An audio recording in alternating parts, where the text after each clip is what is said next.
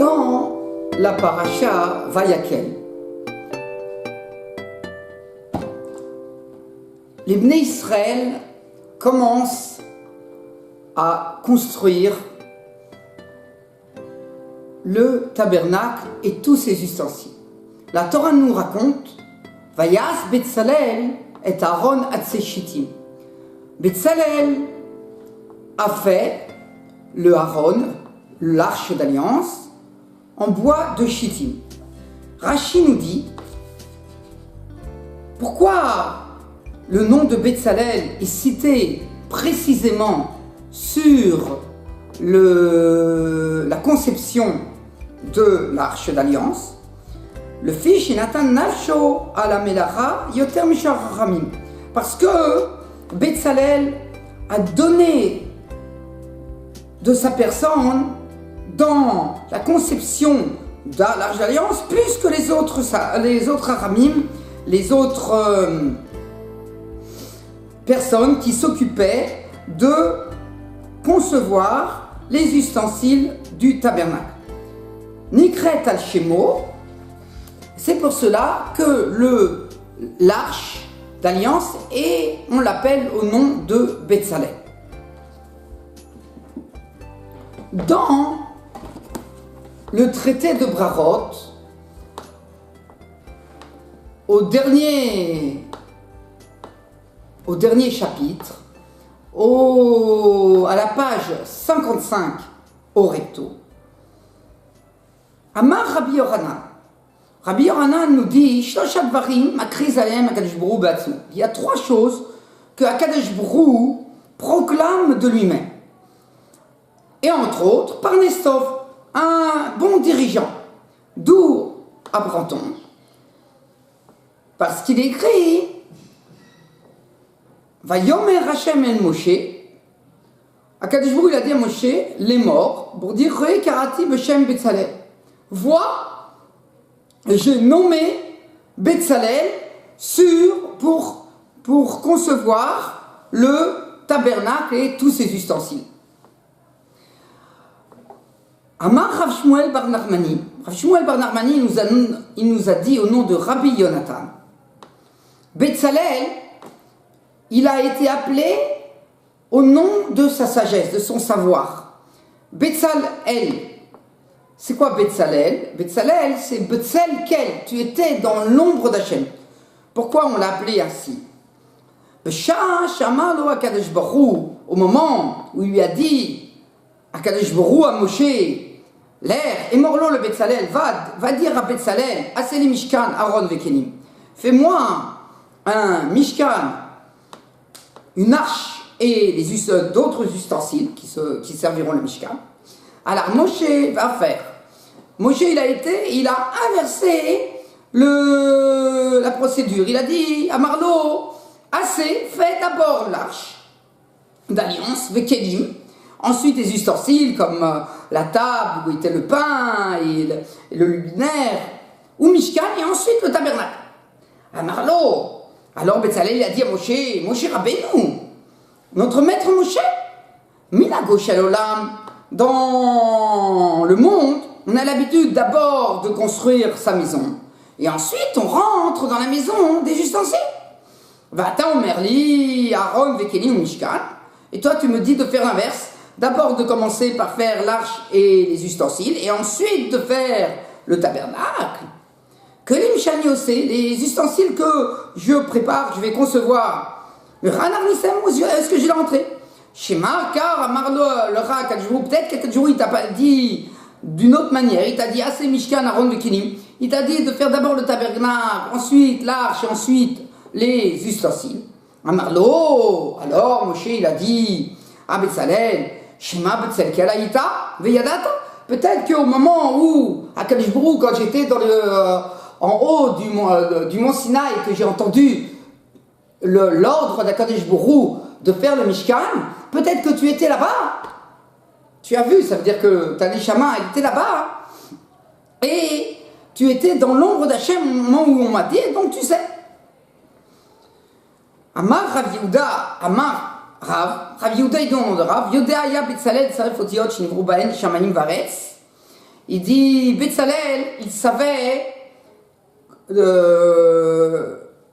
les secrets de la création du monde, comment Akadosh Baruch Hu il a créé le ciel et la terre.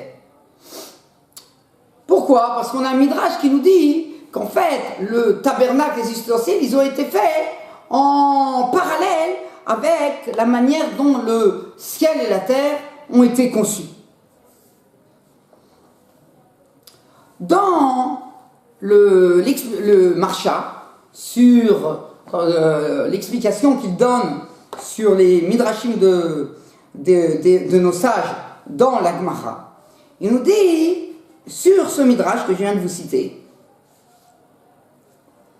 il dit, mais j'ai une question, ce n'est pas explicité d'où on sait que Betzalel, quand il a fait d'abord le tabernacle et ensuite les ustensiles, d'où est-ce qu'on sait qu'il y a eu une discussion entre Moshe et Betzalel et que Betzalel a eu raison? Alors il nous dit, il me semble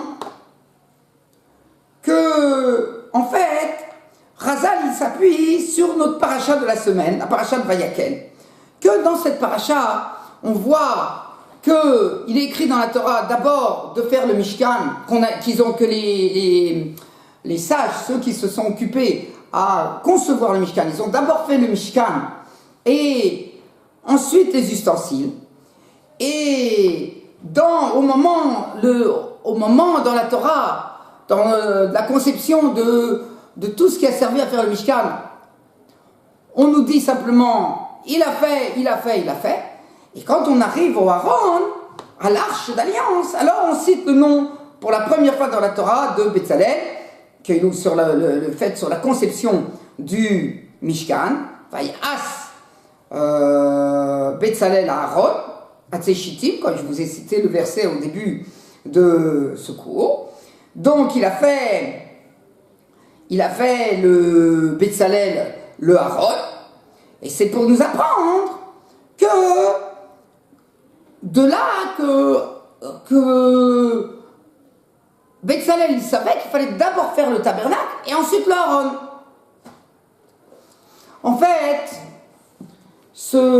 pour moi, ce commentaire du Marsha est très difficile parce que ce n'est pas cité explicitement que c'est pour cela que le nom de Betzalel apparaît dans la paracha qu'au moment de la conception du Aaron. On a un midrash dans le Midrash Rabbah sur notre paracha. Dans le chapitre 50 du Midrash Rabbah sur Shemot, au début, à la lettre 2, Bet, au Bet, Davar Hareh, Ten Racham, Don Racham, Zé Betzalel. Qui c'est le Racham? C'est Betzalel.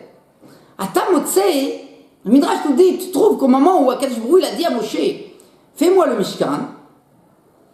Alors Moshe il a été voir Betzalel, il lui a dit, et Betzalel lui a dit à Moshe, un Mishkan azé, Maou, c'est quoi ce Mishkan que je dois faire? Amarlo, chez Yishre Akadosh Baruch Hu Shrinato Betoro Melamed le Israël Torah. Akadosh Baruch Hu, il va faire amener la présence divine, sa présence dans le Mishkan, et il va enseigner la Torah au clan Israël. Amarlo Betzalel, alors Betzalel il a dit à Moshe Rabbeinu, Ve'hana Torah Notuna, et où est-ce qu'on met la Torah? Amarlo, il lui a dit, Mishanu osim et Mishkan, après que l'on fait le tabernacle, Anu osim on fait l'arche d'alliance. Là-bas il y aura la Torah. Amarle Rabbeinu Moshe, Torah Bekar. Notre maître Moshe, le kevod de la Torah, puisque le tabernacle présence divine vient pour enseigner la Torah au clan Israël, alors ce n'est pas le kevod, ce n'est pas bien pour la Torah, c'est pas la gloire de la Torah qu'on fasse d'abord le tabernacle et ensuite l'arche d'alliance dans laquelle il y aura la Torah. Puisque le but de la présence divine, c'est pour enseigner la Torah au Klal Israël. Et là, à nous aussi, Aaron, Karamishka, il me semble qu'il faut d'abord faire le Aaron, l'arche d'alliance, où il y aura la Torah, qui est l'ustensile le plus important, puisque c'est là où sera déposée la Torah que Akadosh Baruch Hu va enseigner au Klal Israël. Un Mishkan. Et ensuite, le tabernacle. Le Firar, c'est pour cela. Zara Shikra al-Shemo, c'est pour ça que le Aaron, cette arche d'alliance, elle a été nommée au nom de Betzalel. Betzalel est Aaron. Que Betzalel, il a fait le Aaron, l'arche d'alliance. Le Marzo pose une question. Il dit, comment c'est possible que, puisque Betzalel a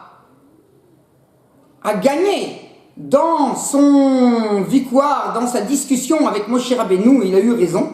Comment c'est possible que, parce que il y a ce qu'on appelle une zvara, on comprend que ça serait mieux de faire l'arche avant le tabernacle, parce que dans l'arche il va être déposé dedans le Sefer Torah. Pourquoi? À l'aide de cette réflexion, ça va imposer qu'on va commencer par l'arche. Si Akadosh Baruch Hu il a dit à Moshe de commencer par le tabernacle et ensuite de faire l'arche d'alliance, c'est sûr qu'il y avait une raison profonde à cela. Même si notre cérèbre, notre intelligence nous dit qu'on devrait peut-être faire le contraire. On doit suivre les consignes d'Akadosh Baruch Hu. Alors, le Marzo explique qu'en fait, on a beaucoup d'endroits dans la Torah où on apprend ou bien qu'il faut faire d'abord le tabernacle et ensuite les ustensiles, ou bien le contraire, où il faut faire d'abord les ustensiles et le tabernacle. Par exemple, on voit que dans la paracha Trouma, la paracha d'il y a donc 3 semaines, dans la paracha Trouma, c'est marqué au d'abord, Vassou Aaron Atseshitim. Vous ferez une arche. Ensuite, il y a marqué Vasita Shulchan Atseshitim. Après, tu me feras une table, là où il y avait le pain, le Shabbat. On mettait le pain le Shabbat, le Remapanim. Ensuite, il y a marqué Vasita Menorat Zav. Tu vas me faire un luminaire en or pur. On allumera les lumières. Et ensuite, il y a marqué Veta Mishkan Tas et Sayerot. Et tu vas faire un tabernacle avec 10 tentures. Donc on voit que dans la Parashat Trouma,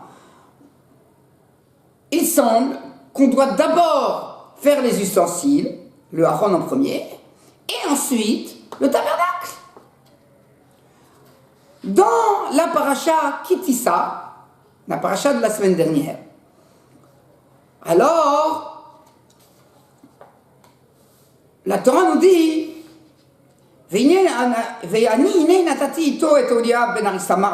moi j'ai accompagné pour faire le tabernacle, les ustensiles, Betzalel de Aholiav, le fils d'Arissamar, de la tribu de Dan, et et dans le cœur de tous les sages, j'ai mis de l'intelligence pour faire le travail du tabernacle et de ses ustensiles, Vasso et Kol Asher Tzivitera, et me faire tout ce que je t'ai ordonné. Et Oel Moed, le Oel Moed, ça veut dire le Mishkan, Vet Aaron Haïdout, et l'arche d'alliance, pour mettre là-bas l'Haïdout, c'était les tables de la loi. Vet Ashulran, et ensuite la table, Vet Amenora, Torah, et ensuite le luminaire pur, etc. Donc on voit que dans la paracha Kitissa, il semble qu'on a ordonné d'abord de faire le tabernacle avec les tentures, les grandes poutres, et ensuite de faire les ustensiles. Et dans la paracha Vayekel aussi, il en va de même. Dans la paracha Vayekel, il y a marqué au moment où de la conception, pas de l'ordre de faire, mais de la conception des ustensiles qui devait être dans le tabernacle et du tabernacle, il y a marqué Vayasu kol raramlev vosam elara et amishkan. Ils ont fait tous les sages qui s'occupaient de la conception du tabernacle et des ustensiles. Ils ont fait d'abord et amishkan, les sériériot. Ils ont fait le mishkan de 10 tentures, de Shesh Mozart, de lin, terelet, de bleu azur, c'est de la laine, etc. Et ensuite, après qu'ils ont fait ça, il a fait les tentures qui étaient faites de poils de chèvre.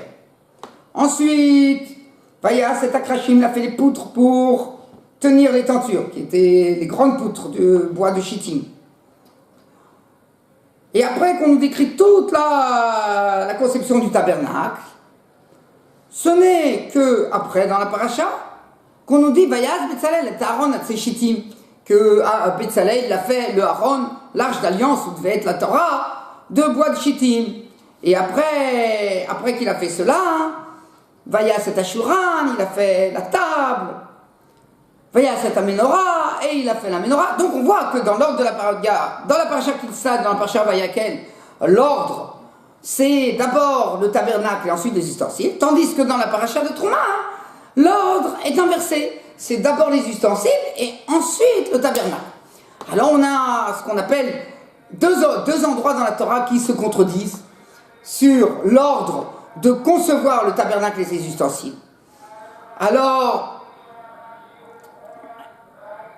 quand il y a deux endroits qui se contredisent, alors ensuite, on doit, l'intelligence humaine, c'est ce qui a été donné aux sages de la Torah, vient à l'aide de preuves de réflexion, vient décider quel est le pasouk qui doit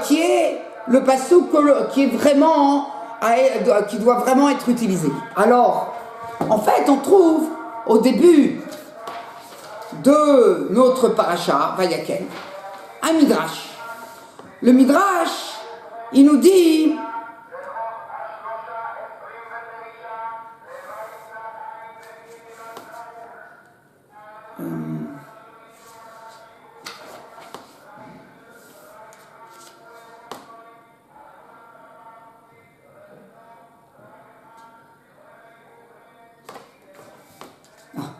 excusez-moi. Donc le midrash, il nous dit que au moment où on a créé, où le monde a été créé, alors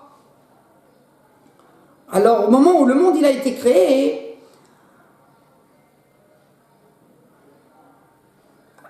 qu'est-ce qui a précédé? Est-ce que c'est la lumière qui a précédé ou est-ce que c'est la création du monde qui a précédé? On a une marloquette des sages, Rabbi Yehuda et Rabbi Neramia. Rabbi Yehuda, il pense que c'est la lumière qui a précédé. Pourquoi? Il dit parce que quelqu'un qui veut construire dans l'obscurité, il veut construire un palais, il doit d'abord mettre de la lumière pour éclairer l'endroit où on va construire, de telle manière à voir où on va placer chaque pierre. Donc c'est pour cela, il en va la même chose pour la création du monde. D'abord il y a eu la lumière, et ensuite, à quel jour il a commencé à construire son palais, ce monde-ci.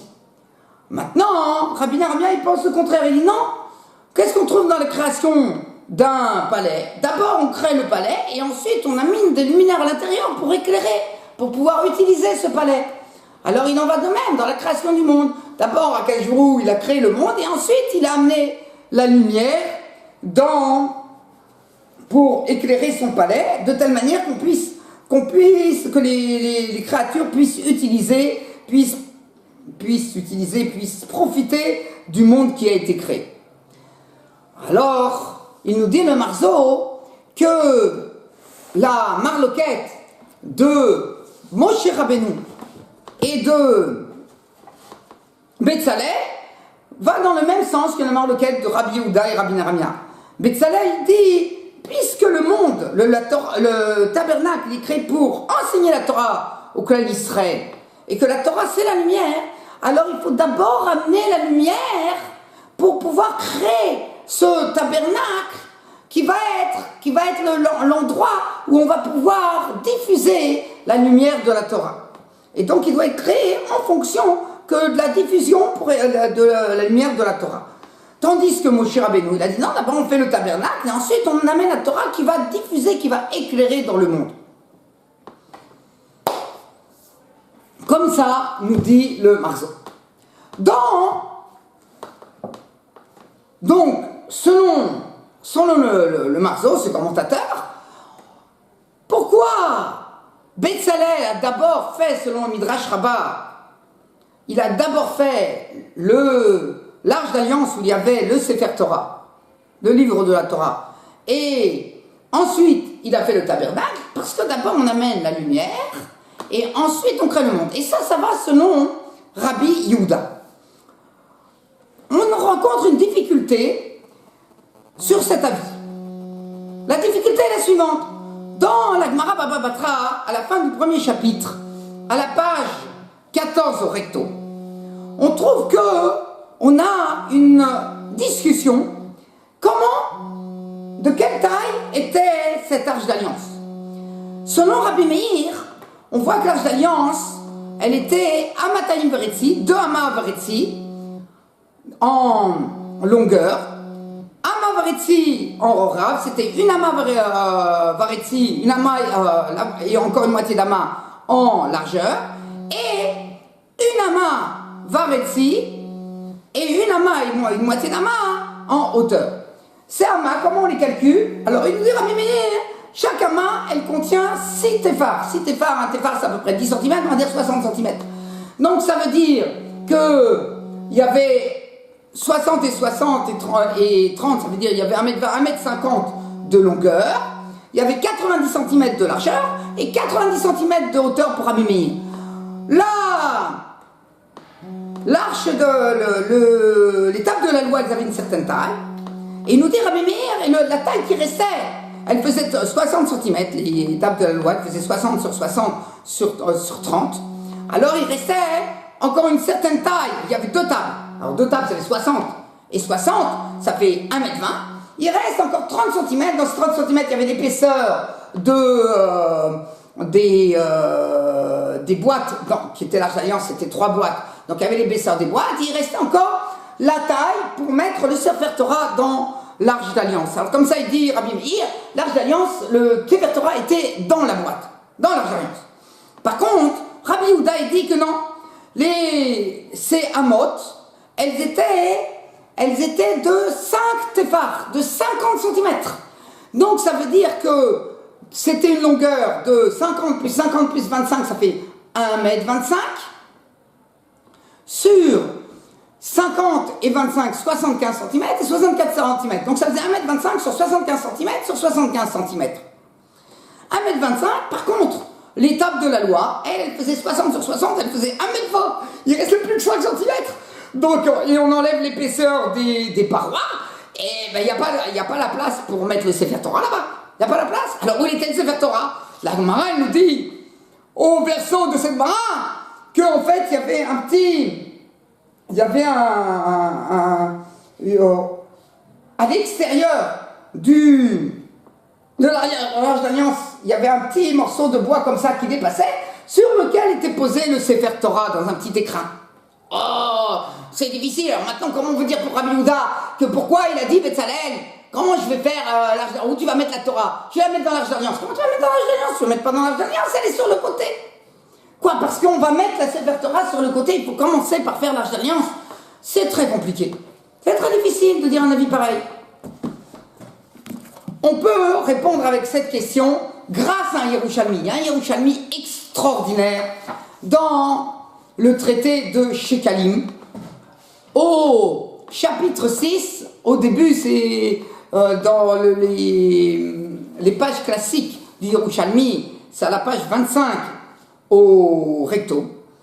On a de nouveau dans cette Gemara, dans ce Yerushalmi, la même discussion qu'on a dans notre traité Baba Batra dans le Babli, que comment a été fait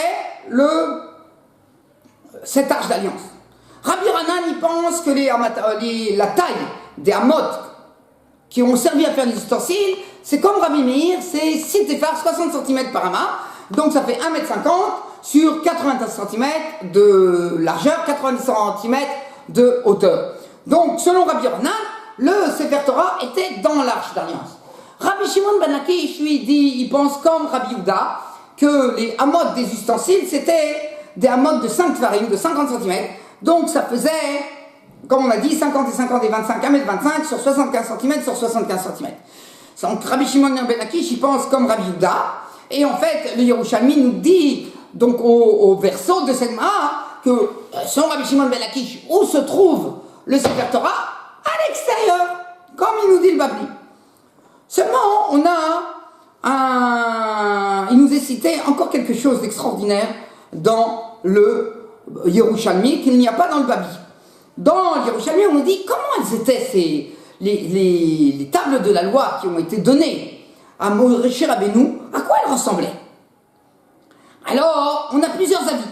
On a l'avis de Rabbi Hanina ben Gamiel. Il nous dit que sur les tables de la loi, il y avait sur chaque table, il y avait sur la première table, il y avait 5 commandements, et sur la deuxième, il y avait 5 commandements, comme on a l'habitude de le faire au Beth Knesset, vous voyez, 5 commandements, Anori Hachem, Loï et le Rav, et roulez, et sur l'autre, comme ça, comme il y a marqué, c'est représenté dans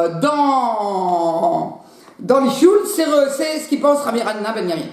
Rabbanan, il pense il pense qu'il y avait 10 commandements sur la première table et 10 commandements sur la deuxième table. Ça veut dire que les 10 commandements étaient sur chaque table. Ils amènent une preuve à leur dire. Ensuite, il y a Rabbi Shimon ben Yorai. Bar Yorai, il nous dit, c'est pas comme ça, il y avait 20 commandements sur la première table, et il y avait 20 commandements sur la deuxième. Ça veut dire qu'en fait, elles étaient double face. 10 commandements d'un côté, 10 commandements de l'autre, 10 commandements d'un côté, 10 commandements de l'autre, qu'on les voit de tous les côtés. Très bien. Et il apporte un pasouk. Il y a Rabbi Sima, il dit, il y avait 40 commandements sur cette table-là, et 40 commandements sur cette table-là. Ça veut dire que de tous les côtés, quand on prend une table, il y a les 4 côtés, hein, est, ouest, nord, sud. Alors sur les 4 côtés des WC, il y avait marqué les 10 commandements des WC. Donc il est marqué en WC. Et il y a Hanania, le fils du frère de Rabbi Yoshua, qui dit quelque chose d'extraordinaire. Il dit qu'entre chaque commandement et commandement, il y avait tous les petits commentaires et toutes les lettres de la Torah. Dirtim Memulaim Betarchish, que quand on parle dans Shirachirim, au table de la loi, on dit qu'elles sont Memulaim Betarchish, elles sont remplies de Tarchish. C'est quoi Tarchish? Tarchish, c'est la mer, c'est la grande mer, c'est que Yamar Rabba, Rabbi Shimon ben Lakish, qui pense lui comme Rabbi Yehuda, si vous vous rappelez, c'est lui qui pense que le Sefer Torah il était à l'extérieur comme Rabbi Yehuda. Kadamate Aden créé, Ava Amar, quand il arrivait à ce pasouk dans Shirachirim, il a dit, il a fait le matani Hanania ben Ari Rabbi Yoshua. C'est bien ce qu'il m'a appris Hanania, le fils du frère de Rabbi Yoshua. Maï Amazé, de la même manière que dans la mer, entre chaque grande vague, il y a des toutes petites vagues. Car, de la même manière, entre chaque parole et parole, entre chaque commandement et commandement qu'il y a sur les tables de la loi, Dikdukia, Veotiotea Shel Torah, il y avait tous les petits commentaires et tout ce qu'on doit apprendre de la Torah. Ça veut dire que toute la Torah, elle apparaissait peut-être en remèze, de manière peut-être pas écrite comme sur le Sefer Torah, mais elle était entièrement contenue dans les tables de la loi. Et donc maintenant, puisque ces tables de la loi, elles étaient, elles, dans l'Arche d'Alliance. L'Arche d'Alliance, elle venait pour contrôler les tables de la loi. Et ensuite, le Sefer Torah, il était à l'extérieur, selon Rabbi Shimon ben Lakish. Mais on voit que toute la Torah, elle était indépendamment des 10 commandements, il y avait toute la Torah déjà dans l'Arche d'Alliance. Donc maintenant, on comprend que Betzalel a pu dire la Torah au-dessus de la mer. Et Moshe lui a répondu, il a répondu dans l'Alliance, dans l'Arche d'Alliance, parce que dans l'Arche d'Alliance, il y a l'étape de la loi, que c'est toute la Torah. Toute la Torah, c'est dans les 10 commandements. C'est cité, c'est cité symboliquement dans les 10 commandements. Donc voilà, on peut comprendre même comme Rabbi Yehuda que la Torah elle se trouve dans l'Arche d'Alliance et c'est parce qu'à quel jour il va enseigner la Torah que on doit faire d'abord l'Arche d'Alliance et ensuite on doit faire le tabernacle puisque le but du tabernacle c'est d'enseigner la Torah au clan Israël qui mi Yerushalayim, etc. Dvar Hashem Yerushalayim, Torah Mitzion, Dvar Hashem Yerushalayim. Shabbat Shalom Mera.